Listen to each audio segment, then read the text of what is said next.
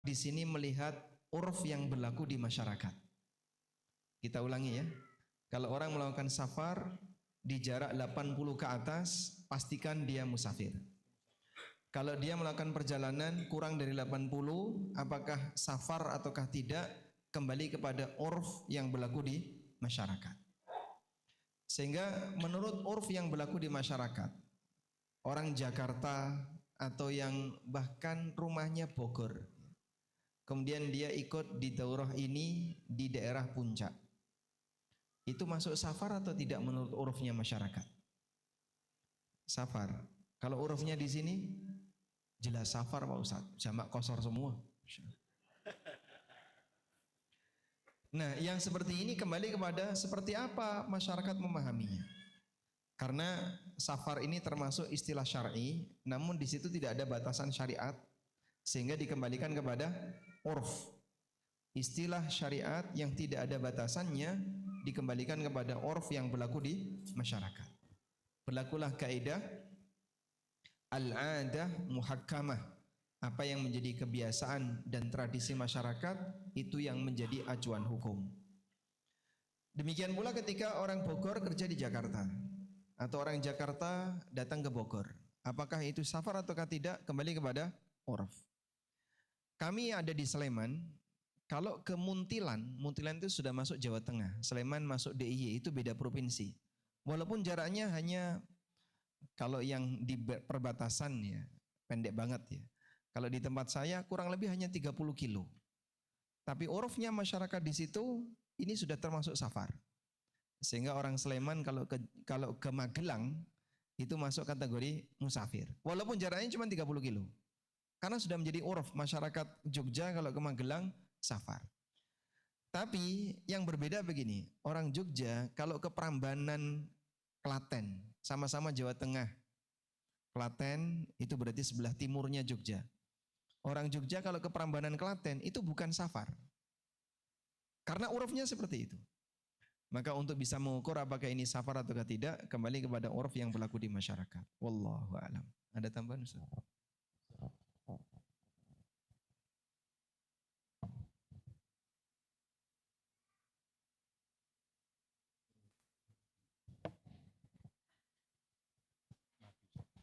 Baik, terima kasih Ustadz Aminur Bait berkaitan dengan jamak dan safar tadi. Insya Allah bisa dipahami ya Bapak Ibu ya. Baik, kita lanjut untuk pertanyaan yang ketiga kepada Ustadz Abdurrahman Zair. Baik ya. Assalamualaikum Ustadz. Mengapa orang yang terkena ain seolah-olah dia yang terkena hukuman? Mungkin saja dia tidak sengaja untuk memperlihatkan seperti kisah pada doa 40. Karena kecantikan atau ketampanan itu kan karunia dari Allah. Ini pertanyaannya pas buat Ustadz Abdurrahman Zahir ya. Atau sebenarnya cocok buat saya juga ya. Ada ketampanan juga ya. Nah, ini kan datangnya dari Allah Ustadz. Maksudnya tidak untuk dipamerkan, tapi apakah mungkin juga terkena ain gitu ya. Baik Ustaz. Fadhol Ustaz.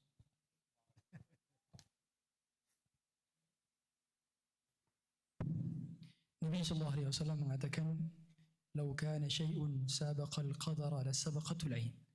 Seandainya ada sesuatu yang dapat mendahului takdir, maka ain dapat mendahuluinya. Dan kita tahu bahwa sebagaimana tadi dalil yang disebutkan oleh Ustaz Syafiq dari surah Al-Furqan ayat 20, "Waja'alna ba'dakum li ba'din fitnatan atasbirun." Kita adalah cobaan bagi orang lain, dan orang lain adalah cobaan bagi kita. Boleh jadi kita tidak sengaja memperlihatkan, bahkan kita tidak berniat apapun ketika kita sedang berada di hadapan orang lain.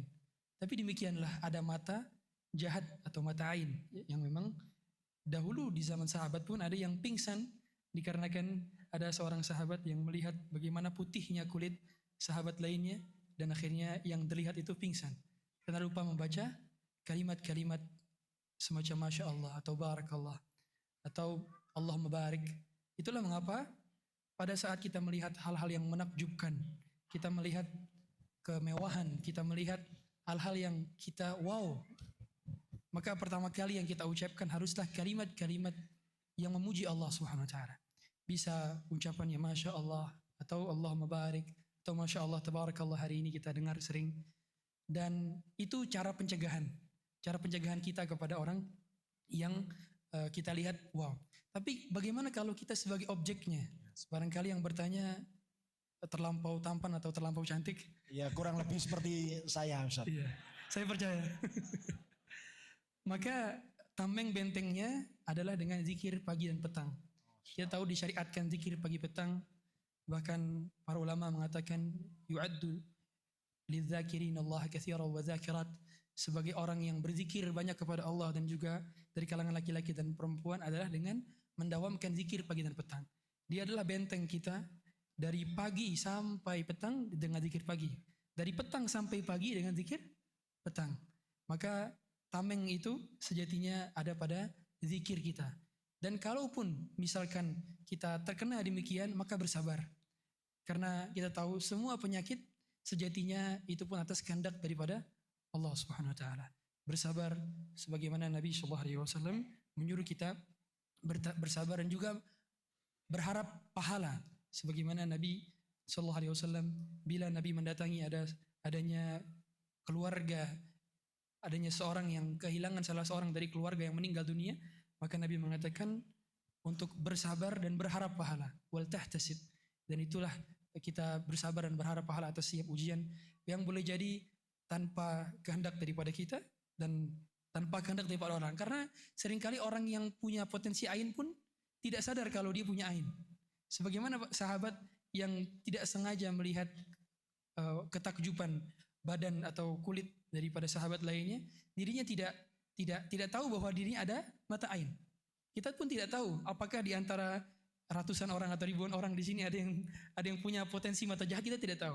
Maka bagi yang terkena dan bagi yang punya potensi melihat mata ain, yang punya potensi ain, maka hendaknya dia sama-sama berzikir kepada Allah untuk menjadi tameng atas dirinya dan juga orang lain. Barangkali demikian boleh ditambahkan, Ustaz. Masya Allah, jazakallah khair Ustaz Abdul Rahman. Ana mau tanya sama bapak-bapak ini. Ada salah satu sahabat Nabi sallallahu alaihi wasallam yang dikenal dengan sebutan Yusufu hadhil ummah. Yusufnya umat Nabi Muhammad SAW. Yang jawab kasih hadiah.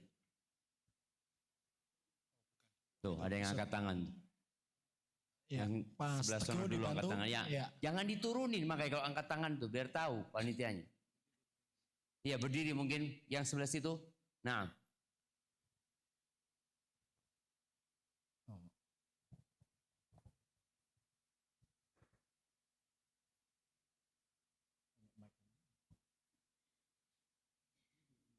Itu mic-nya mungkin kena ain itu, kok nggak hidup.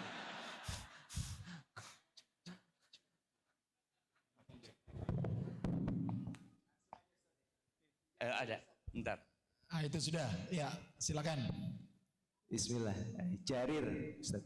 Jarir Bin Abdullah. Ahsanta, Masya Allah. Jarir bin Abdullah al-Bajali ya. Baik, Subhanallah ya. Nabi SAW itu lagi bersama para sahabatnya. Tahu-tahu Jarir ini masuk. Ketika masuk ke majelisnya Nabi SAW, semua mata tertuju kepada Jarir. Dilihat. Jarir jadi kagok gitu ya. Emangnya ada apa kata dia? Apakah Rasul sallallahu alaihi wasallam menyebutkan tentang aku kata dia? Iya. Nabi alaihi salatu wasallam mengatakan yadkhulu min hadzal bab rajulun alaihi mashatu malak. Akan masuk dari pintu ini bentar lagi nih seorang laki-laki yang ada usapan malaikat di wajahnya. Itu Jarir bin Abdullah. Pernah suatu hari Jarir itu kan pakaian orang Arab dulu kayak ihram gitu ya. Sarung sama selendang. Tahu-tahu Jarir cuma pakai sarung aja. Kata Umar bin Khattab, pakai selendangmu kata dia. Kok jadi fitnah buat orang kata dia. Karena memang ganteng sekali. Nah, buat ibu-ibu. Pertanyaannya, ada dua anaknya sahabat. Perempuan, cantik sekali. Dan ada seorang tabi'in yang namanya Mus'ab bin Zubair. Mus'ab itu berdoa, dia berangan-angan, aku bisa punya dua istri. Dia ngomong. Dan kedua istri itu dua wanita tercantik pada masa itu. Dan Allah kabulkan doa. Siapa nama dua wanita itu? Nah, Ada dari Ibu? nah, yang satu anaknya Tolha bin Ubaidillah, Ada Ustaz. yang satu anaknya Ada Ustaz. Husain bin Ali bin Abi Thalib. Nah, tafadhal. Mana yang mau jawab? Itu Ustaz. Yang ini, oke, siap. Dibantu panitia.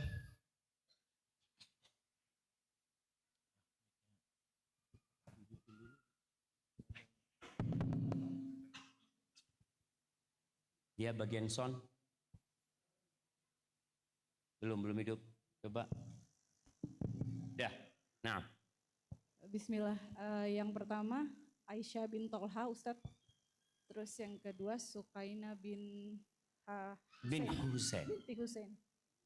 Aisyah apa Fatimah? Aisyah, Ustadz. Aisyah binti Tolha. Betul, Ustaz. Apa Fatimah binti Tolha?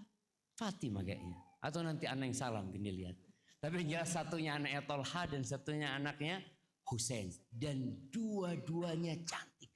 Pernah Fatimah binti Tolha atau tadi dikatakan Aisyah binti Tolha ini marah sama suaminya. Dan suaminya itu demi mengambil hatinya istrinya, dia kasih duit 500.000 dinar. Tinggal dihitung itu berapa jemaah. Barakallahu fiik. Masya Allah. Ya. Baik, alhamdulillah untuk tadi penjelasan berkaitan dengan Ain dari Ustadz Abdurrahman Zahir. Kita lanjut Bapak Ibu untuk pertanyaan selanjutnya kepada Ustadz Syafiq. Ini juga jadi bahan renungan terutama untuk bapak-bapak juga ini ya utamanya. Baik, bismillah, assalamualaikum warahmatullahi wabarakatuh. Ustadz Syafiq yang dicintai Allah. Ana ingin menanyakan apakah menjadi hak Ana jika menginginkan ungkapan kata sayang atau cinta dari suami Ana. Gimana? Ustadz, ya? Apakah menjadi Yang insya Allah yang bertanya akhwat ini ya. Iya. Ana ingin menanyakan apakah menjadi hak Ana jika menginginkan ungkapan sayang atau cinta dari suami Ana. Karena selama menikah belasan tahun, suami hanya beberapa kali saja. Itu pun hanya di awal-awal.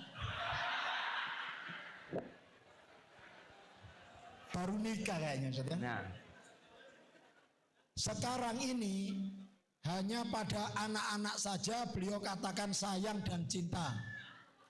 Ana sering sedih, tapi tidak berani mengatakan takut suami tersinggung.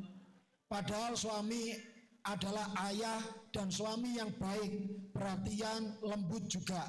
Tapi memang serius. Maafkan Ana ya Ustadz menanyakan ini. Semoga Allah mengampuni Ana karena istri yang banyak kekurangan. Barakallahu fiik. Masya Allah. Ini pasti bukan orang Jember guys. bukan orang Jember. Bukan Ustaz, orang ya? Jember insya Allah. Insya Allah. Iya. Dari Jember ini repot ini. Barakallahu fikum ya. Ya kalau pertanyaannya apakah itu menjadi hak Allah Azza wa Jalla, dan ini buat para suami ya. Allah Azza wa Jalla mengatakan wa'ashiruhunna bil ma'ruf. Allah mengatakan pergaulilah mereka dengan cara yang ma'ruf. Bicara ma'ruf ini tadi udah disinggung sama Ustaz Amit, hubungannya dengan uruf. Dengan cara yang baik, yang sesuai dengan tadi uruf yang ada. Ada unsur memuliakan di sana. Fa in karihtumuhunna. Kalau kalian benci. Subhanallah, ayat ini menjelaskan bahwa memang tidak semua rumah tangga itu dibangun di atas cinta. Tapi tatkala cinta itu hadir dalam rumah tangga, maka akan jadi lebih indah hubungan di antara suami istri. Allah Azza wa Jalla menyuruh para laki-laki, kalau kalian benci sama istri-istri kalian, ya jangan serta-merta diceraikan. Diperintahkan untuk bersabar menghadapi istrinya. Fa in karihtumuhunna fa asa an takrahu syai'an wa yaj'alallahu fihi khairan katsira. Boleh jadi yang kalian benci, Allah jadikan banyak kebaikan di sana. Tapi kalau bicara menjadi hak, boleh jadi itu hak istri untuk mendapatkan sesuatu, untuk dicintai, untuk dikatakan sayang. Karena memang urufnya yang ada, suami manggil istrinya sayang, walaupun nggak sayang. Nah, betul Ibu. Dan bohong yang diperbolehkan itu adalah bohong yang urusannya sayang-sayangan ini antara suami istri. Karena tatkala ada seorang laki-laki, ada laki-laki yang dikenal, siapa yang menikah sama laki-laki itu biasanya khulu, nggak tahan. Kalau nggak salah namanya Ibn Abi Azra. Akhirnya karena nama dia buruk di masyarakat, dia bawa temannya Abdullah bin Arqam ke rumahnya. Dia datang, istrinya lagi garap sesuatu, tanya suaminya ini. Kawannya dengar. Apa pertanyaannya? Sang suami mengatakan, anshuduki billah. Aku meminta kepadamu dengan nama Allah SWT. Atuhibbinani, engkau cinta sama aku enggak? Nih, lihat, suami berharap cintanya istri. Karena dia memang berharap rumah tangga itu ada cinta di situ. Kata istrinya, udahlah nggak usah ngomong masalah itu, kata dia. Karena dipaksa, sang istri mengatakan enggak. Terus terang dia mengatakan, aku nggak cinta. Akhirnya laporanlah kepada Umar bin Khattab. Dipanggillah istrinya ini. Engkau yang terus terang mengatakan tidak cinta sama suamimu. Ya Amirul Mukminin, innahu nasyadani billah. Dia minta dengan nama Allah. Afa akdzib? Boleh aku bohong, kata dia. Ikdzibi, kata. Bohong kau. Ini termasuk bohong yang diperbolehkan. Fa inna aqallal buyut allati tubna 'alal hub. Sedikit rumah tangga yang dibangun di atas cinta. Ibu-ibu pikir suaminya cinta sama ibu-ibu. Bapak-bapak bagaimana? Ada bapak-bapak yang mulai jenuh sama ibu-ibu sebenarnya. Tapi ya gimana lah. Jadi Umar menjelaskan bahwasanya rumah tangga yang terjaga kadangkala sampai tua renta, sampai meninggal dunia, itu bukan karena cinta. Walakinnan nas yata'amaluna bil islami wal ihsan. Ada beberapa riwayat ya berkaitan dengan athar ini. Orang itu mempertahankan rumah tangganya karena Islam. Dan karena perintah untuk berbuat baik, dia pertahankan rumah tangganya. Maka Umar menyuruh perempuan ini untuk bohong. Dan Nabi SAW menjelaskan dari 3 kebohongan yang dibolehkan. Hadithur rajuli ma'amrati. Kalau ditanya sama istrinya, bang, kau sayang nggak sama aku? Ya Allah, engkau tahu. Enggak lah, Ustaz Ami ngelihat anda jadi gak enak. Saya sudah siaga untuk belajar gimana cara gombalnya Ustaz Syafiq. Kalau anda nggak gombal beneran, Ustaz. Jujur saja. Iya, soalnya ada istri anda di sini. Dan dia tahu anda beneran. Masya Allah. Kalau dibelah dada anak itu ada namanya dia. Masya Allah. Ini ilmu gombal yang tinggi nih. Masya Allah. Allahu Akbar. Jadi kalau bicara hak, ya boleh jadi itu hak. Tapi ketika engkau tidak mendapatkan itu, karena orang-orang dipanggil sayang sama suaminya, tapi aku kok nggak pernah dipanggil sayang. Di sini istri harus memulai sayang. Karena terus terang ada seorang istri juga, atau seorang suami mengatakan, Ustaz, anak ini nggak pernah nyium istri anak, Ustaz. Nggak pernah dia. Orangnya kaku. Kalau tadi dikatakan serius saja. Kalau ada perlunya baru datang ke istri. Maka tugas seorang istri bagaimana menghadirkan cinta. Allah mengatakan wa ja'ala bainakum mawaddatan warahmah. Allah yang menjadikan. Tapi di sini ada usaha yang perlu dilakukan oleh seorang istri. Karena ada juga sayang yang diobral. Sayang yang diobral. Ya, khususnya perempuan ya. Kalau anak salah tolong diperbaiki ibu-ibu ya. Ibu-ibu ini semua dipanggil sayang. Temennya sayang, sayang. Ini kucingnya sayang. Suaminya sayang. Loh, apa bedanya dia sama kucing? Semuanya dipanggil sayang. Jadi ada yang diobral sayangnya jemaah. Jangan, ada panggilan yang khusus lah. Nggak semua dipanggil sayang.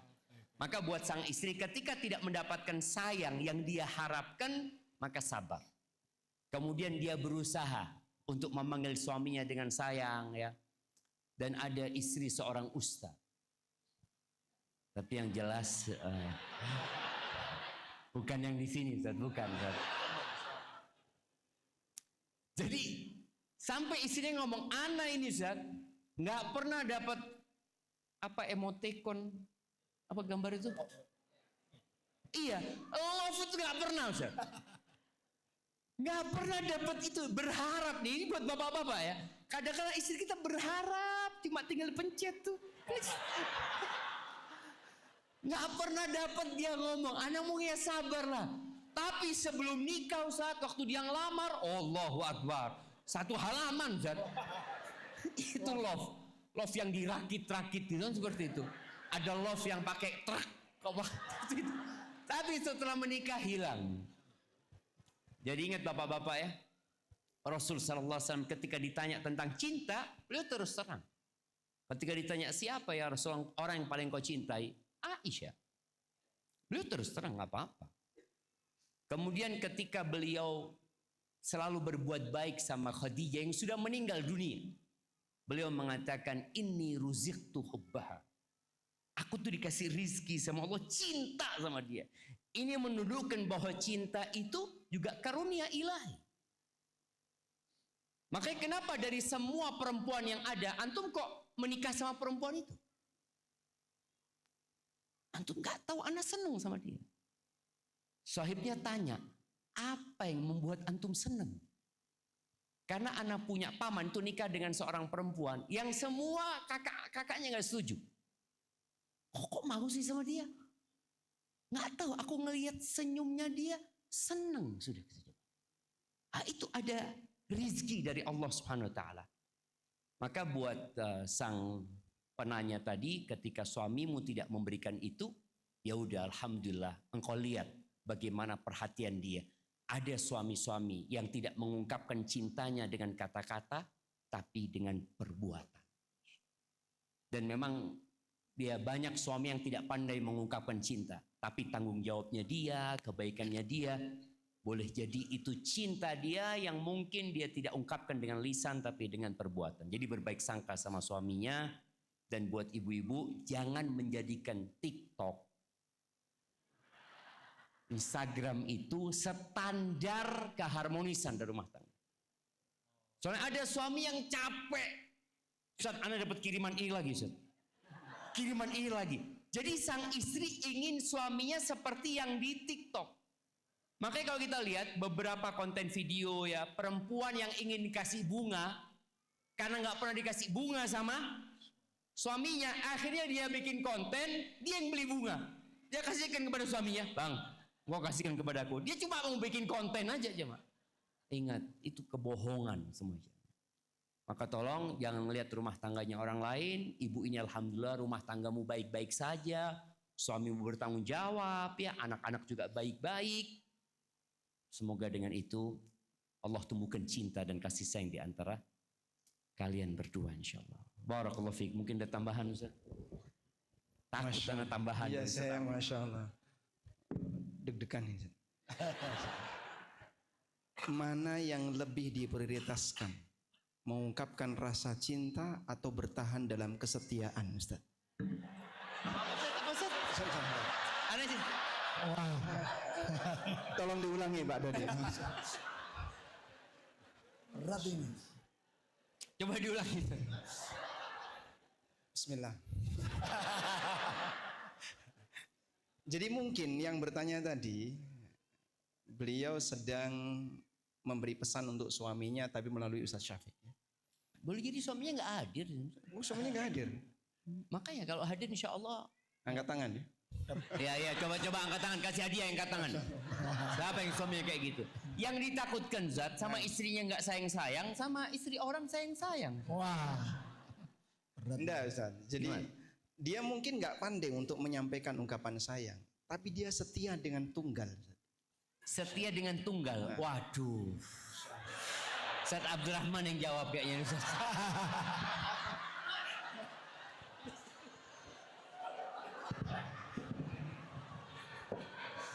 Ustaz Abdurrahman Zahir senyum-senyum aja. Baik ya. Atau ada usulan Ustaz, bagaimana kalau para suami ambil HP-nya, buka, kirim emoticon ke istri-istrinya sekarang ya. Oke, sekarang semuanya. Semuanya. Semuanya keluarkan Ustaz. HP-nya. Ya. Keluarkan Ustaz. Kirim emoticon love ke istrinya. Awas salah nomor ya.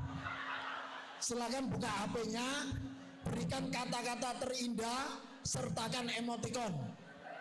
Bunga, love, terserah ya. Ini tugas dari Ustadz ini ya. Iya. Langsung praktek. Saya sudah. Oh sudah. Kok cepet Ustaz? Ayo bapak-bapak sudah ambil HP-nya, mulai ketikan, berikan kata-kata terindah, kata-kata sayang, emoticon love, kirim ke istrinya ya. Ibu-ibu HP siap-siap. Siap-siap ya, ditunggu ya. Pak kok nggak masuk-masuk Pak? Coba ibu-ibu yang belum dikirim angkat tangan. Yang belum Ibu-ibu, nah itu banyak. Oh banyak yang belum 1, 20, 30. Ayo, masih banyak yang belum tuh. Belum dapat. Dokter Arya udah belum? Ayo udah. Ibu-ibu sudah kiriman sudah sampai? Oh belum. Ada yang belum? Oh, ada yang belum. Kita nggak lanjut kalau ibu-ibunya bilang udah semua. Ayo bapak-bapak mohon kerjasamanya, kita nggak lanjut kalau ibu-ibunya bilang belum. Sudah belum ibu? Belum? Ya. Udah. Masih ada yang belum. Ada yang belum? Ya. Kalau ada yang belum mungkin itu yang kedua atau ketiga Ustaz? Mau baca, Ustaz. Oh enggak ya? Maaf.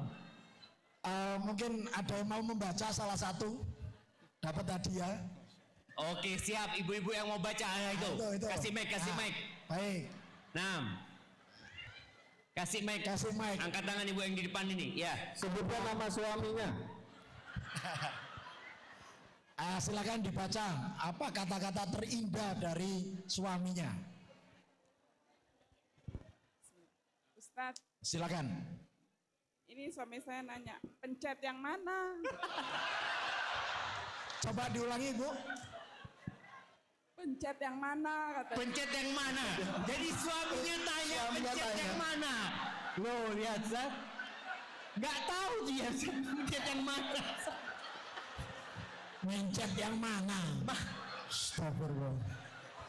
Ibu terakhir kapan dikirim emoticon ibu? Terakhir berapa tahun yang lalu ibu? Kapan terakhir dikirimin emoticon? Gak ingat Ustadz. Gak pernah. Gak ingat. Nggak ngerti. Gak ngerti suaminya.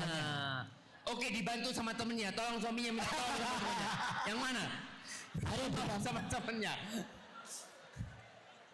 Salah satu lagi boleh.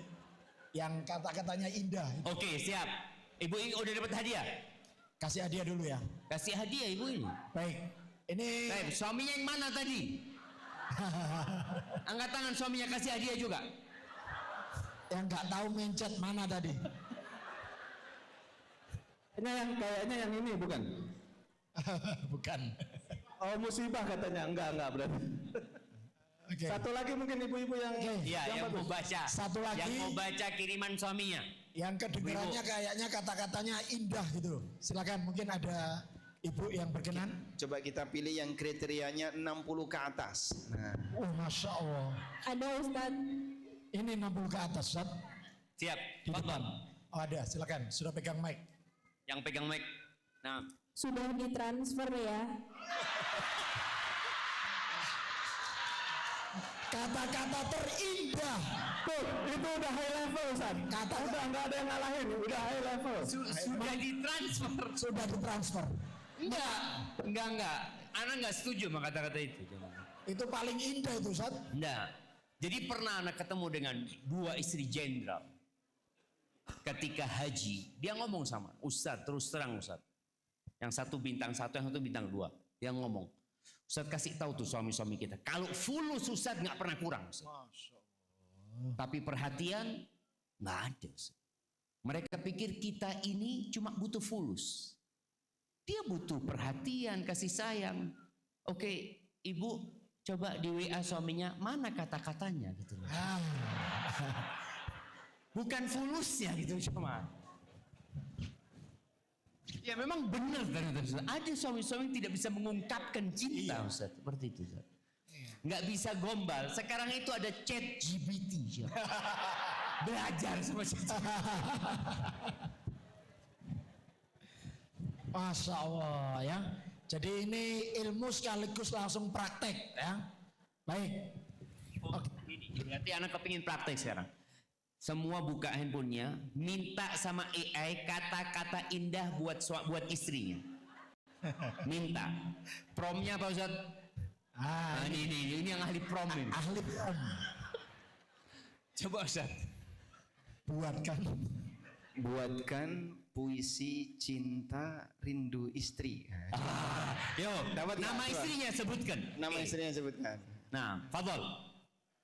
Lah, mana bapak-bapak ini? Langsung praktek ya. Ambil handphonenya. Jadi kiriman yang pertama tadi remedial ya. Karena kurang menarik kata ibu-ibu ya. Sekarang tes yang kedua harus lebih menarik, lebih indah daripada kiriman yang pertama. Tadi yang pertama remedial. Ada yang sampai garuk-garuk kepala nanti. Bingung buka chat GPT-nya. Oke, yang ada ada Gemini, ada apalah, AI-nya lah. Bismillah. Kita kasih waktu 1 menit. Ayo bapak-bapak, ibu-ibunya sudah nunggu. Apa ya kata terindah dari suamiku itu? Langsung praktek. Oke, sudah dikirim ke istrinya. Alhamdulillah. Belum 1 menit nasi. Oh, baik. Jadi sunyi, senyap. Mikir Ustaz. Semoga termasuk yang penanya tadi langsung terjawab juga. Langsung ya, langsung dapat ya. Langsung dapat kiriman ungkapan sayang. Ustaz, ulangi lagi promnya Ustaz. Masih ada yang mikir Ustaz. Puisi rindu istri. Masya Allah. Mereka lebih pinter Ustaz kalau bikin prom gitu. Kayaknya sebenarnya ilmunya Ustadz Abdurrahman Zahir itu Ustadz. Kalau prom-prom begitu ya. Oke, kita tanya Ustaz Abdurrahman Zain, apa prom yang baik Ustaz? Ini masih ada yang garuk-garuk kepala. Nah, lihat. Oke. Ya. Betul Ustaz. Oke, ini ada contoh promnya dari Ustadz Abdurrahman Zahir. Buatkan kata-kata indah untuk istri jadi puisi. Itu. Tapi ada balasannya Ustaz. Sudah dikirim belum? Sudah dikirim? Yang udah dapat. Baik. Yang udah dapat kasih Mungkin mic. Satu. Ada yang mau bacakan puisi Angkat dari tangan. suaminya. Ya, dibantu Kasih angkat tangan. mic-nya. Tuh, ada Masya Allah. 2-3 Ibu-ibu orang nggak apa-apa sekarang kita mau denger. yang angkat tangan banyak sekarang ya. Mulai rebutan angkat tangan ya. Silakan. Ya, itu dulu dari panitia ya. Mohon izin. Nah, silahkan. Silakan. Bismillah. Mohon tenang dulu. Ya, tenang dulu. Silakan. Katanya, Abliu kesayanganku, belahan jiwaku, kesayanganku di dunia sampai akhirat kelak insya Allah. Tapi ada lanjutannya. Ngacung bacain biar dapat hadiah. Disuruh ngacung. Suruh ngacung ya. Masya Allah. Tapi kayaknya itu bukan prom AI. Bukan. Asli Enggak. Ustaz ya. Iya. Itu asli kalau itu. Nah, coba yang lainnya yang lebih indah. Masya Allah banyak yang angkat tangan silakan. Mic-nya kasihkan yang dekat-dekat situ. Ini baru kali ini yang rebutan angkat tangan semua ini ya. Bismillah. Ustadz ini suami anak kayaknya beneran nanya chat GPT ya. Karena dia biasanya namanya Rangga kebetulan. Tapi saya bukan cinta. Masya Allah, bismillah. Bismillah. Sasa, rindu ini bukan manis, ia berat. Kayak nafas yang harus ditahan padahal dada sudah minta lepas. Aku kangen caramu diam tapi bikin rumah terasa hidup. kangen ribut kecil yang ujungnya ketawa. Tatapannya yang bikin aku berasa cukup meski dunia lagi pelit. Masya Allah, barakallahu fi. Masya Allah, jazakallah khair. Satu lagi terakhir. Yo, yang tua kita kepingin Itu sudah dengar dari pegang yang mic, Ustaz. tua. Ya sudah pegang mic, yang di belakang pegang mic silakan. Mohon tenang dulu Bapak Ibu. Mama Lulu, senyummu adalah doa yang hidup, menenangkan lelah yang tak sempat kuucap, menguatkan langkah saat dunia terasa berat. Masya Allah. Masya Allah. Itu AI itu, keren tuh. Baik, kita lanjut Ustaz. Siap, barakallahu fiik. Kita lanjutkan jazakallah khair ya buat jamaah yang sudah kirim kata-kata cinta dan ulangin itu setiap hari. Pesan dari Ustadz. Ya, Tiap hari. Gitu. tiap hari ya. Nanti tinggal perintahnya boleh macam-macam kan promnya Ustaz. Bisa, Ustaz. Nah. Tadi antum nomor yang mana nih Ustaz ini? Waduh. Ada 3 HP atau HP terpilih? Waduh, bahaya Ustaz ini.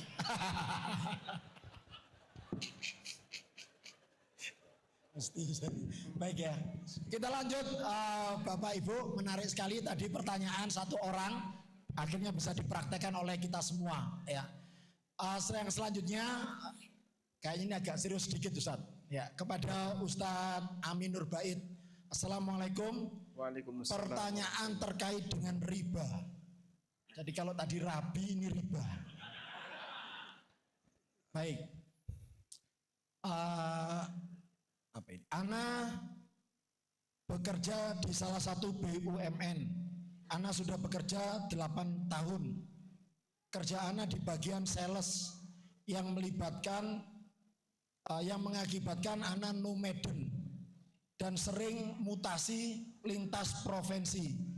Sehingga sampai saat ini Ana belum ada aset tanah atau rumah.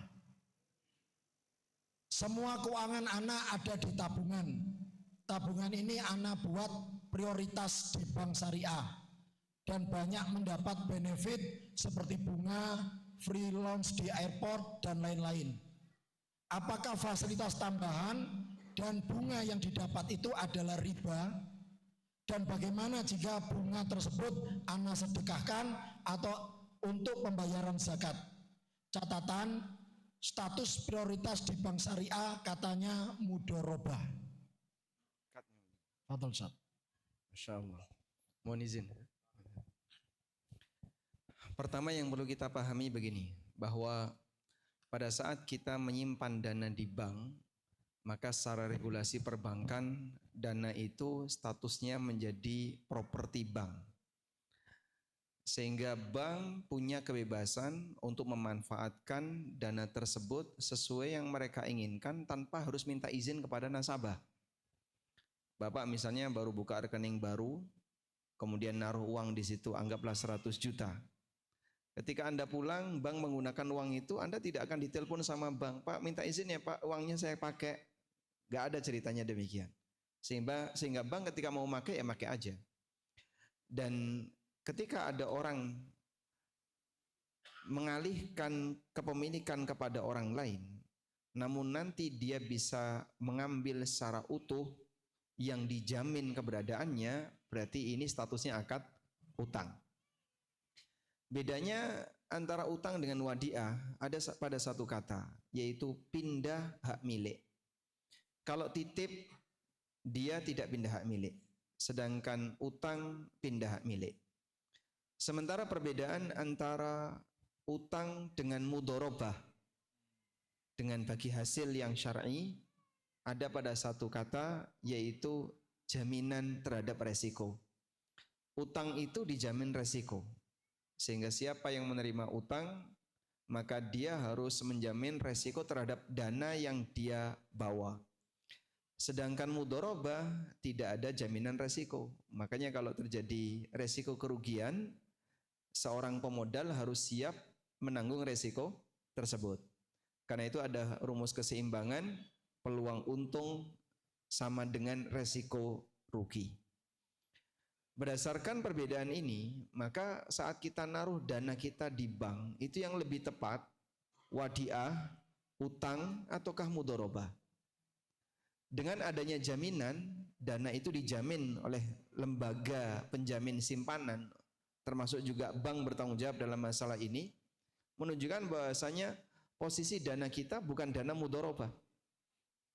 Dengan adanya status bahwasanya dana itu menjadi milik bank, berarti dia bukan wadiah. Maka dari tiga ini yang paling mendekati adalah utang, qard. Oleh karena itu ketika Bapak Ibu menaruh dana itu di bank, statusnya adalah dana utang. Apapun nama bank itu, mau bank syariah maupun bank yang lainnya. Oleh karena itu kami sarankan ya, seberapapun dana Anda sebaiknya tetap bertahan untuk produk bank syariah yang namanya wadiah. Saya ulangi ya, seberapapun nilai dana Anda sebaiknya Anda bertahan untuk produk bank syariah yang bernama wadiah. Karena tidak ada tambahan sama sekali. Bank tidak akan memberikan Anda bonus apapun, kemudian beberapa hak seperti tadi ya, gratis di loan dan seterusnya, sehingga Anda tidak akan mendapatkan manfaat tambahan dari situ. Insya Allah ini yang paling aman. Maka fungsi bank dalam hal ini sifatnya hanya untuk keamanan ketika Anda menaruh dana, tapi Anda tidak mendapatkan bagi hasil sama sekali. Jika ini bisa dialihkan dari rekening mudharabah ke rekening wadiah, insya Allah lebih baik.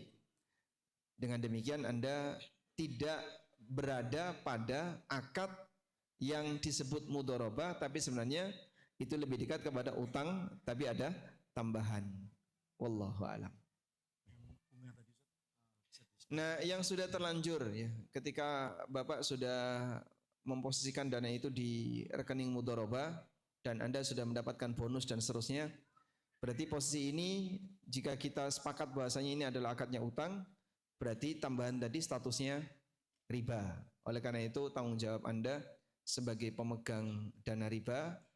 Ada dua pendapat ulama sebenarnya di sini. Ada yang mengatakan biarkan saja, nggak usah diambil. Dan ini pendapatnya Syekh Ibnu Utsaimin rahimahullah. Dan ada pendapat yang kedua, ini pendapat jumhur, silahkan diambil, namun disalurkan untuk kegiatan sosial. Ini pendapat jumhur. Wallahu a'lam. Baik, ya, Ada terima tambahan? kasih Ustadz. Ya. Oke, kita lanjut untuk pertanyaan selanjutnya kepada Ustadz Abdurrahman Zahir. Ini ada beberapa pertanyaan, cuman saya pilih saja karena terlalu banyak. Ya. Kepada Ustadz Abdurrahman Zahir, saya ingin bertanya bagaimana posisi duduk tahiyat akhir ketika sholat 2 rakaat seperti subuh atau sholat sunnah, dan juga sholat yang di jamak atau di qashar. Ya. Fadhal Ustaz. Salat. Barakallahu fiik. Mohon izin Ustaz. Ada khilaf di kalangan para ulama berkenaan dengan salat yang hanya ada satu tahiyat saja. Apakah itu menggunakan iftirash atau tawarruk? Menurut sebagian ulama adalah dengan iftirash berdasarkan hadis dari Wa'il bin Hujr. Tapi menurut sebagian ulama adalah tawarruk sebagaimana mazhab Syafi'i dari dalil keumuman para sahabat lainnya yang menyatakan bahwa setiap tahiyat yang setelahnya adalah salam, maka itu adalah iftirash. Itu adalah tawarruk. Adapun menurut hadis dari Wa'il bin Hujr dari hadis riwayat Ahmad, itu dinyatakan bahwa salat yang dilakukan oleh Nabi SAW dalam 2 rakaat maka beliau iftirash. Dan ini khilafnya sama-sama mu'tabar.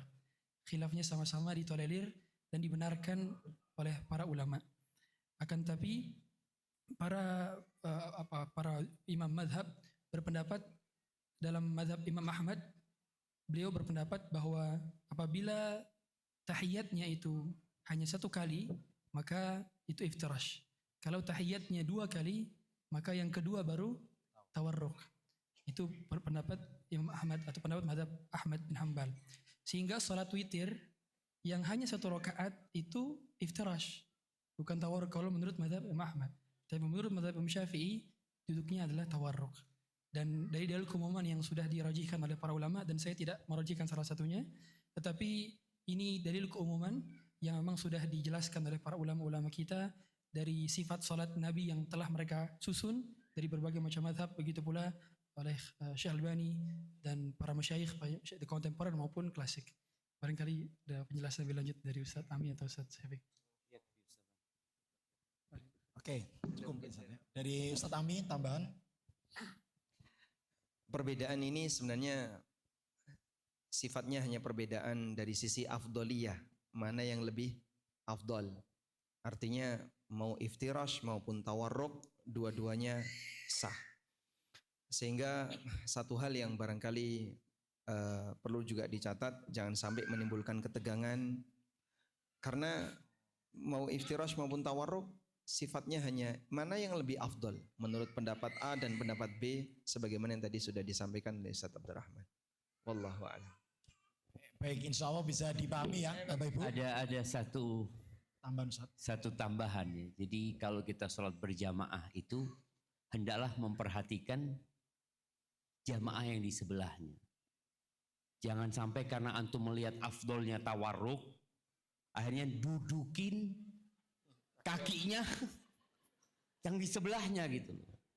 Itu juga harus jadi pertimbangan, karena tadi udah disebutkan dua-duanya boleh gitu. Dua-duanya masyru', cuma tinggal mana yang lebih afdol. Maka jangan sampai tadi mendolimin yang di sebelahnya. Barakallahu fikum. Baik, ya Alhamdulillah, insya Allah sudah sangat jelas ya. Kita lanjut ya Bapak Ibu ke pertanyaan selanjutnya kepada Ustadz Syafiq Riza Basalamah. Assalamualaikum Ustadz, semoga Ustadz beserta keluarga dan kita semua diberikan keberkahan dan keselamatan dunia dan akhirat. Izin bertanya Ustadz, bagaimana hukum dalam Islam terkait dengan komedi atau stand up komedi yang materinya berisi sindiran atau kritik kepada pemimpin yang disampaikan secara terbuka, walaupun kadang materi candaan tersebut bisa jadi sebuah fakta. Apakah hal tersebut diperbolehkan atau dilarang? Jika dilarang, apa hukumnya bagi yang melakukan? Dan bagaimana sikap kita sebagai seorang muslim jika melihat secara langsung? Jazakallahu khairan. Masya Allah, ini yang lagi rame gitu kan? Iya, yang lagi rame. Siapa? Jamaah rahimakumullah. Insya Allah setiap muslim itu cinta dengan kebaikan.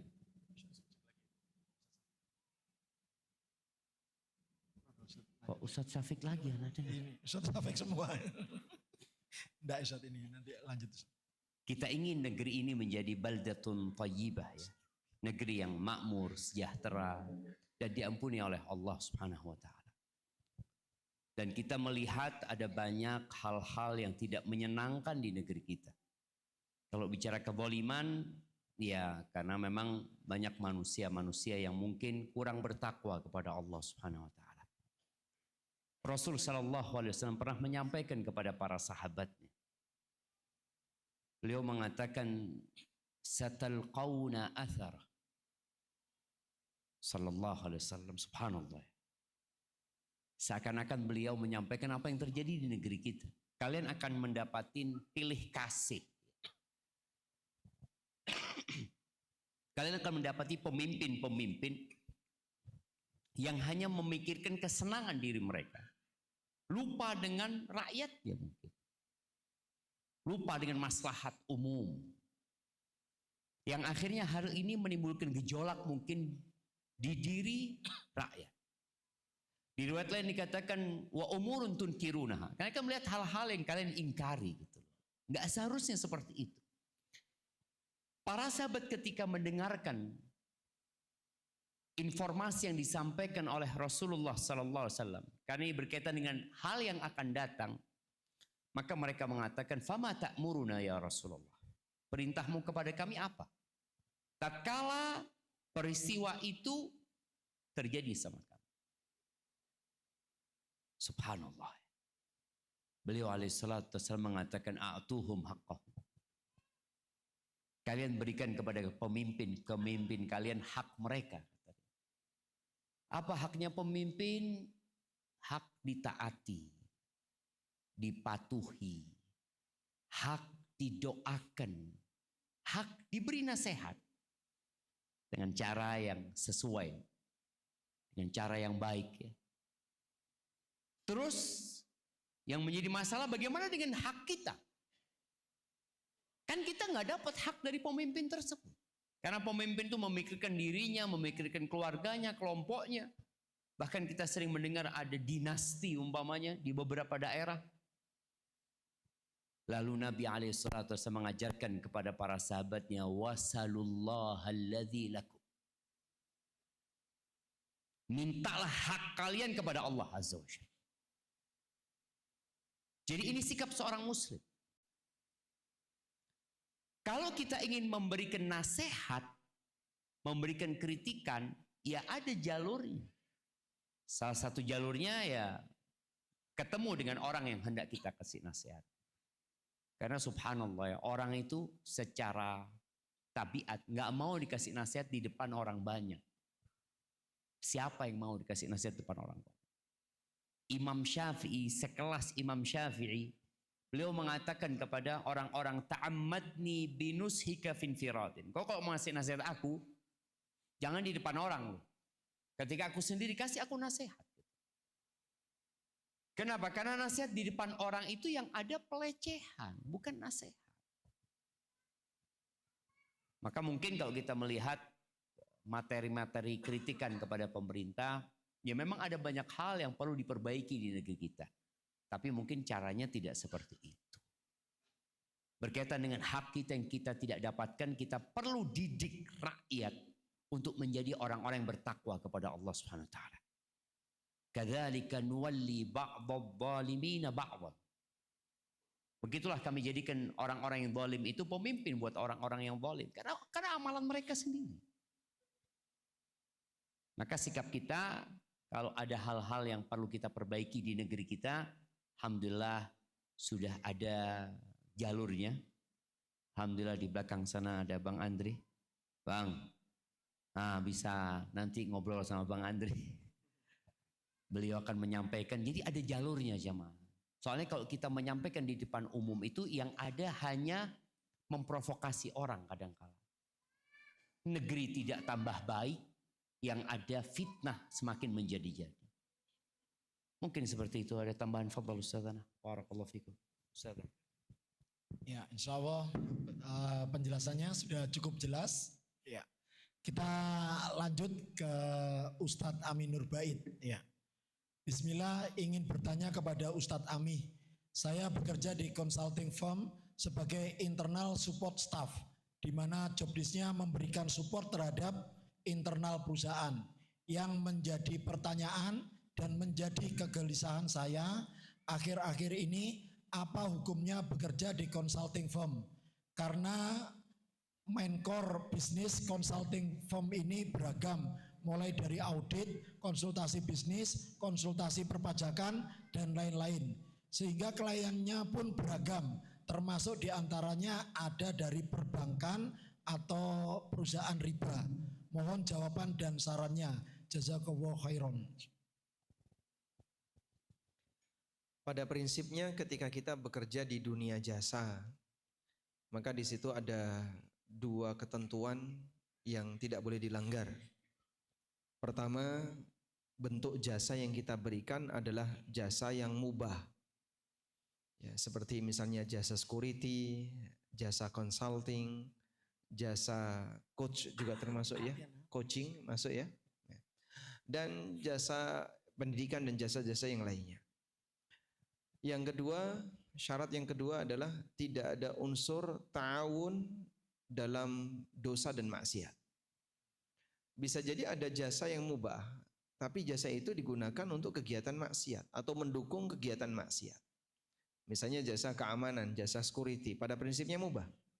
Tapi kalau digunakan untuk mengamankan maksiat, mengamankan kegiatan yang sifatnya haram, berarti dia mendapatkan gaji dalam posisi membantu orang lain untuk berbuat maksiat. Dan Allah tegas mengatakan, wala ta'awanu 'alal itsmi wal 'udwan, janganlah kalian tolong-menolong dalam dosa dan maksiat. Oleh karena itu bagi siapapun yang dia bekerja di dunia jasa, berarti dia harus berani untuk milih klien. Jangan sampai ada klien yang mengajak dia untuk melakukan kegiatan yang isinya maksiat. Seperti tadi ya, ada klien perbankan ribawi atau perusahaan-perusahaan haram yang lainnya, sehingga dia harus berani untuk menolak. Ya mungkin nanti akan berkaitan dengan sumber pendapatan dia, tapi apalah artinya ketika seorang muslim dia melayani klien yang mengajak dia untuk berbuat maksiat, status pendapatannya haram, dan itu akan berkonsekuensi buruk ketika dia di akhirat. Oleh karena itu dalam hal ini satu hal yang perlu dia ingat, berani untuk menolak klien yang bermasalah. Wallahu a'lam. Ada tambahan? Ya, baik, alhamdulillah. Kita lanjut Bapak-bapak ke Ustadz Abdurrahman Zahir. Sudah banyak mulai ngantuk ini kenapa? Iya, ini Atau kayaknya perlu ya. ditembak lagi? Tembak ini kayaknya ya. Mumpung saya masih punya peluru ini. Iya, antum masih punya peluru. Masih. Ya tembak lagi. Tembak Bismillah. aja ya. Nah, Untuk semua Ustadz ya. semuanya. Untuk semua ya bapak-bapak maupun ibu-ibunya ya. Siap-siap ya. Cek dulu, absen dulu kehadiran sampai jam sekian masih jiwa raga atau sudah tidak Jam ya. 9 Ustaz. Bagaimana kehadiran? Taum. Ibu-ibunya nggak gerak ya Ustaz. Belum ya. Baik semuanya ya, semuanya. Dor. Dor. Dadadadadadad. Pum. Pum. Dor. Dadadadadadad. Pum. Pum. Pum. Saya khawatir belum terus jeblak semua. Lanjut tidur ini repot ini.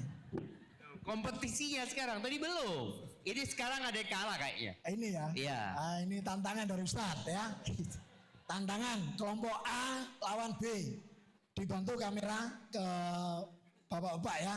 Baik, batasnya sini Pak ya, seperti tadi ya. Kita mulai. Kalau saya tembak ke kiri, maka kiri, kanan. Ya. Baik.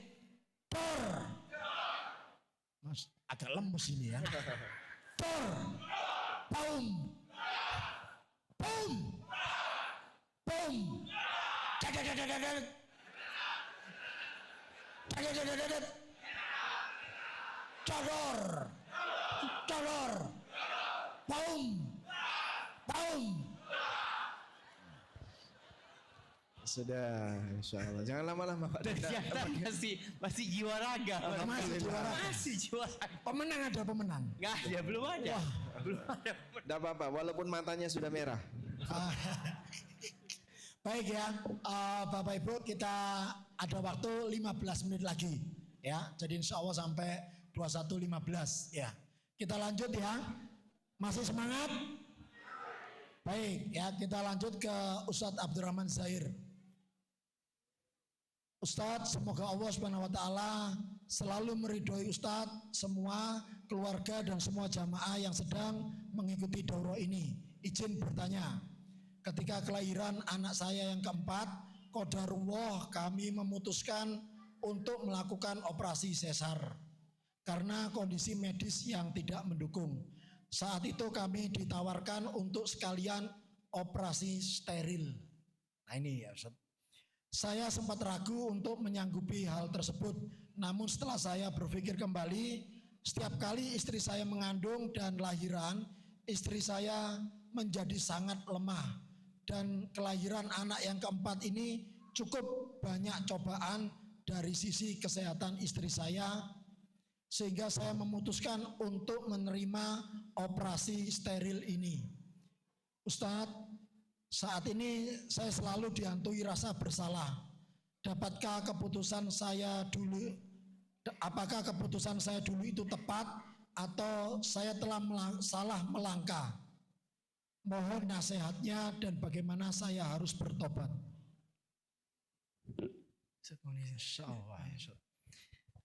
Kebetulan saya pernah baca buku Dr. Hanul Bahrain, hafizahullah ta'ala, dan beliau menjelaskan hukum steril di dalam buku tersebut, dijadikan juga daurah di tahun 2023, dan beliau menyatakan bahwa hukum steril asalnya tidak diperbolehkan karena mengangkat rahim, yaitu hukum asalnya tidak diperbolehkan. Bahkan juga setahu kami juga ada fatwa dari ulama-ulama dunia yang menyatakan hal serupa bahwa seorang wanita tidak boleh hukumnya mengangkat rahim kecuali dalam kondisi darurat di mana membahayakan si ibu dan juga membahayakan si anak.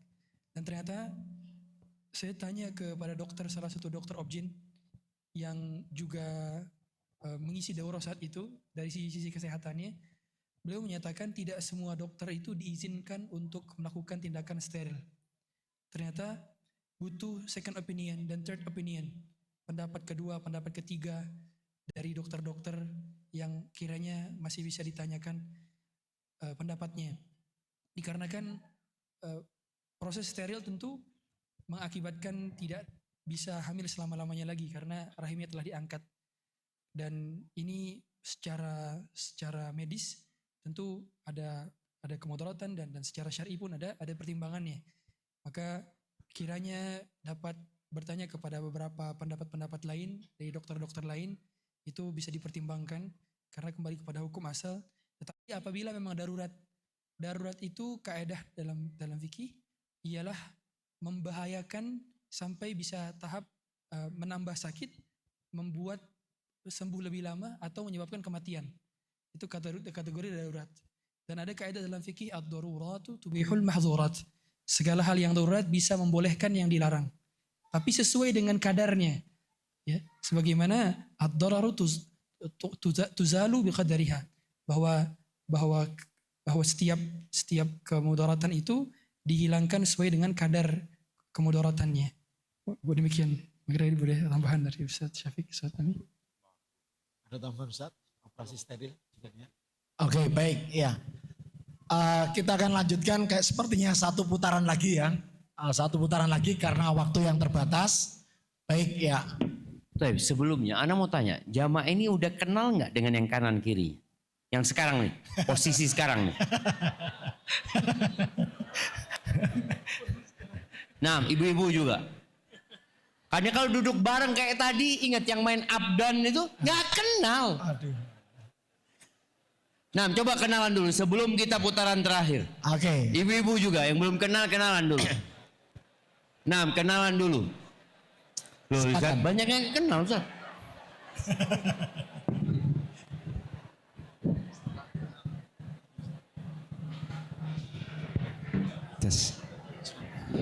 Setelah kenal besanan. Setelah kenal besanan. Nah. Boleh jadi, Ustaz. Alhamdulillah. Dan setelah kenal main abdon.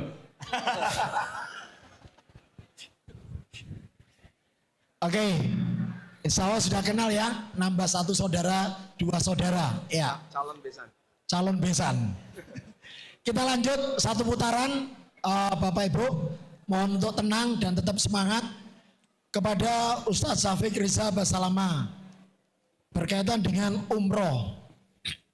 Ustadz izin bertanya, saya pernah melihat ada beberapa travel umroh yang dalam pelaksanaan ibadah umroh dalam sekali perjalanan melakukan umroh lebih dari satu kali untuk dirinya sendiri. Hal tersebut apakah dibenarkan dan mohon dijelaskan dalil berkaitan dengan hal tersebut. Juga bagaimana jika itu dilakukan lagi karena badal umroh. Barakallahu fikum. Nah, jamaah rahimakumullah, berkaitan dengan umrah ini, Allah Azza wa Jalla mengatakan wa atimmul hajja wal umrata lillah. Sempurnakanlah ibadah haji dan umrah itu lillah, untuk Allah Azza wa Jalla. Baik, ana mau tanya buat ibu-ibu nih. Rasulullah Sallallahu Alaihi Wasallam berapa kali umroh? Yang bisa jawab? Oke, ini ngomong 4, kasih mic-nya. Kapan? 4-nya itu. Dibantu mic di baris kedua. Ini, angkat tangan tadi Ibu. Iya. Berapa kali? Iya, silahkan. Oke, kasih hadiah. Ngomong 4, kasih hadiah. Yang tahu kapan? Kasih hadiah lebih banyak. 4 kali betul. Kapan? Kapan? Ibu, oke, kita pindah ke bapak-bapak. Bapak-bapak, tafadhol. Kapan? Nah. Ada? Tuh, itu ada yang angkat tangan. Nah, tafadhol, kasih mic-nya.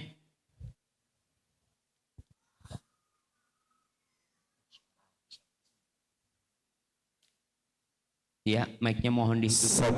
116. Nah. Bismillahirrahmanirrahim. Assalamualaikum warahmatullahi wabarakatuh, Ustaz. Waalaikumsalam warahmatullahi wabarakatuh. Izin menjawab setahunnya saja, Ustaz. Yang pertama di tahun 6 Hijriah, kemudian tahun 7 Hijriah, 8 Hijriah, dan yang terakhir di 10 Hijriah. Itu yang anak ingat, Ustaz. Tahun 6, tahun 7, 8 dan 10. 8, 10. Masya Allah, barakallahu fikum. Berikan hadiahnya. Jazakallah khair, Ustaz. Iya, umrah Rasul SAW yang pertama itu tahun ke-6 Hijriah. Ini umrah setelah beliau hijrah alaihi salatu wassalam. Beliau umrah tapi ternyata nggak bisa masuk Mekah ya. Yang dikenal dengan umrah Hudaybiyah. Lalu tahun depannya di tahun ke-7 Hijriah Nabi alaihi salatu wassalam umrah, dan subhanallah beliau dikasih kesempatan oleh orang-orang musyrikin itu menetap di kota Mekah cuma 3 hari. Dan beliau hanya umrah sekali itu. Padahal beliau sudah berapa tahun nggak pernah ke Mekah. Kalau memang dianjurkan, ini kalau bicara boleh jamaah ya, boleh-boleh saja. Para ulama ketika ditanya secara hukum fikih, apakah boleh orang setelah datang sana dia umroh dalam satu safar beberapa kali umroh? Iya, boleh-boleh aja, sah-sah aja. Tapi bagaimana sebenarnya kita menjalankan perintah Nabi SAW dari satu umroh ke umroh selanjutnya itu penghapusan dosa. Ini ada anjuran kita untuk mengulangi umroh, untuk pulang ke negeri kita, balik lagi ke sana. Nabi SAW hanya umroh sekali kemudian pulang. Dan pada saat itu kota Mekah dibawa kekuasaan orang-orang musyrikin. Yang kalau dipikir-pikir ya seharusnya ambil kesempatan dalam kesempitan ini. Mumpung gitu sudah sampai Mekah, berangkat lagi ke Tan'im, berangkat lagi ke Tan'im. Nah, kalau kita berpikir seperti itu, tapi ternyata Nabi SAW tidak melakukan hal itu. Kemudian ketika beliau tahun 8 Hijriah, saat itu penaklukan kota Mekah. Beliau masuk di bulan Ramadan ke Mekah tidak umroh. Beliau ke sana hanya ya dalam rangka berperang ya, menaklukkan kota Mekah. Kemudian setelah itu beliau berangkat ke Hunain ya. Dari Hunain beliau balik lagi ke Mekah lewat Ju'rana. Dari Ju'rana itu beliau umroh. Itu umroh yang ketiga.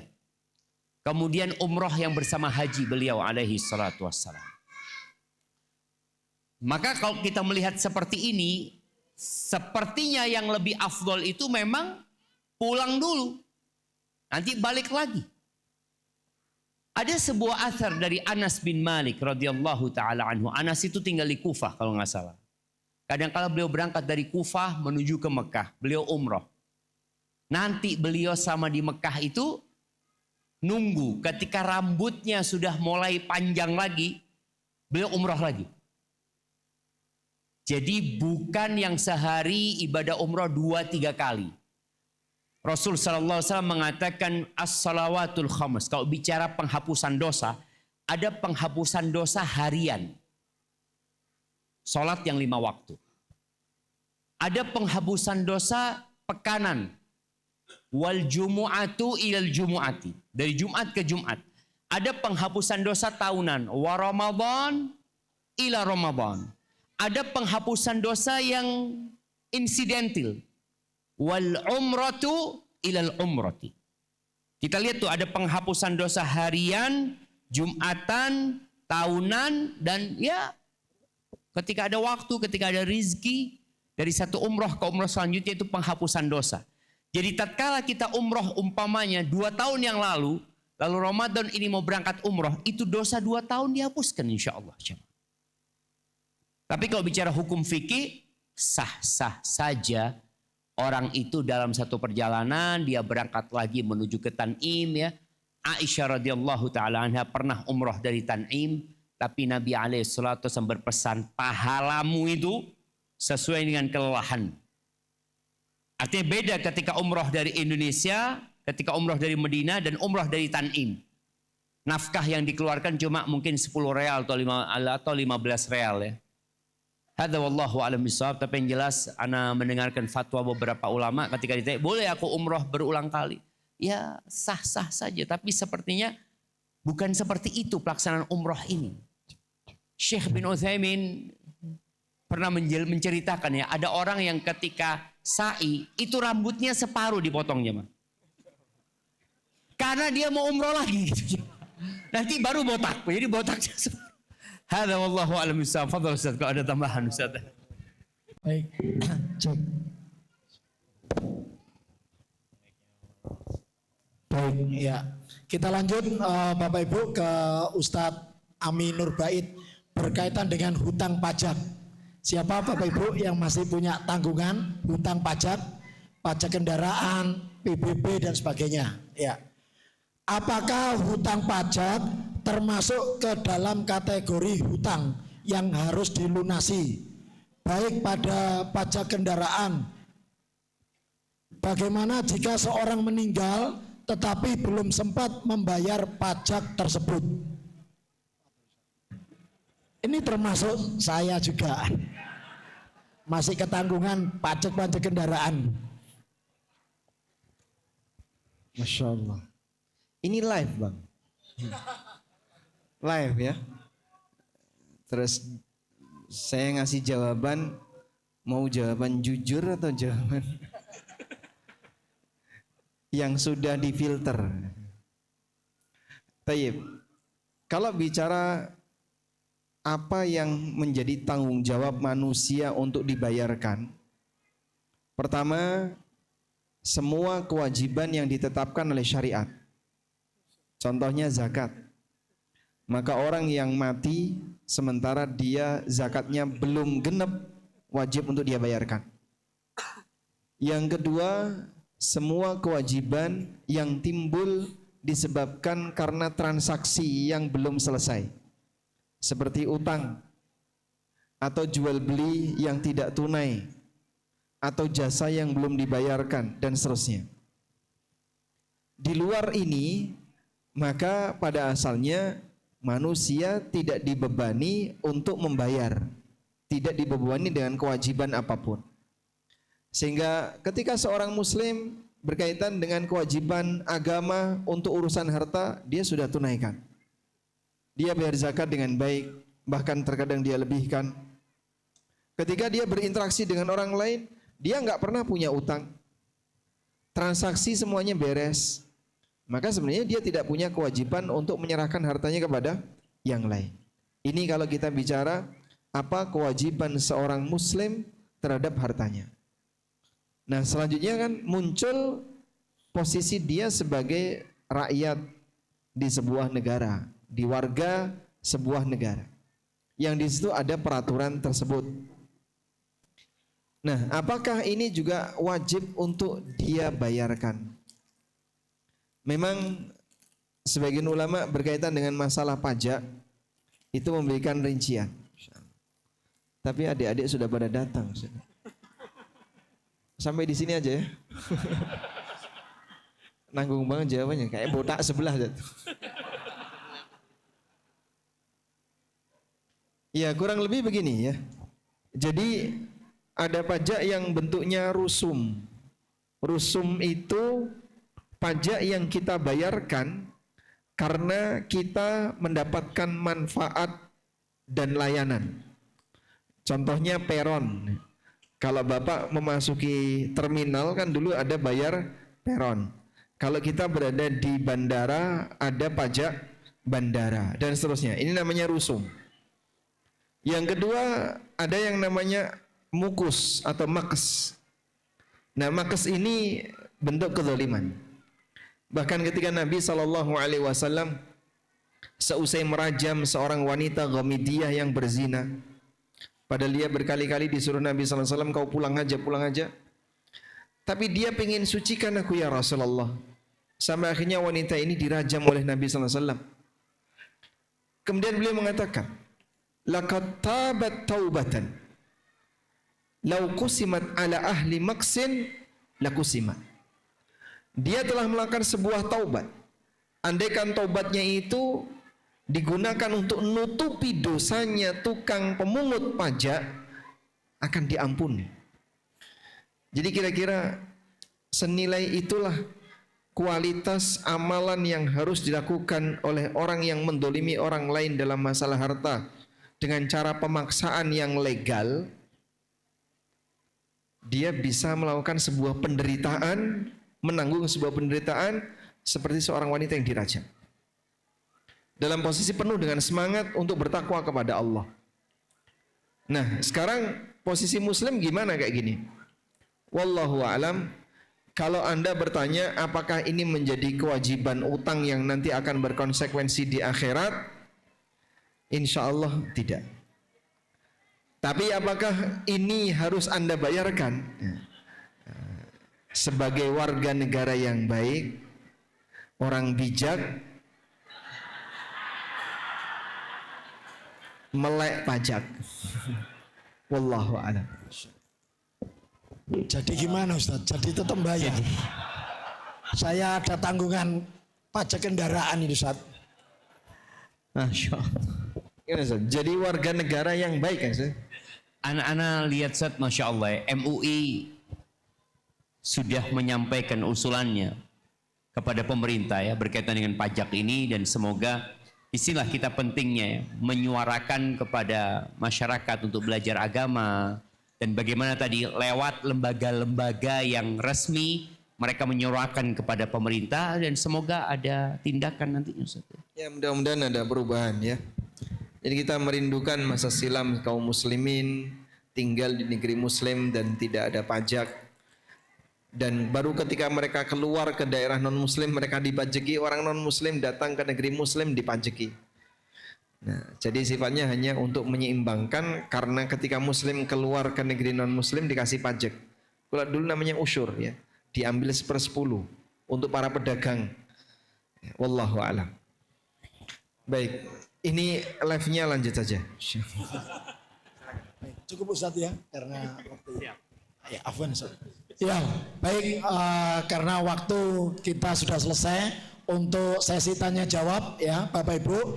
Kami info sebelum dilanjut ya, untuk besok tetap seperti biasa kita sholat subuh berjamaah, nanti dilanjut acara selanjutnya. Nah, Bapak Ibu, kami mohon tetap di tempat karena selanjutnya ada acara yang super spesial ya. Yang ini anak-anak kita mempersiapkan untuk kita sebagai orang tua. Untuk itu sekali lagi kami mohon Bapak Ibu tetap di tempat.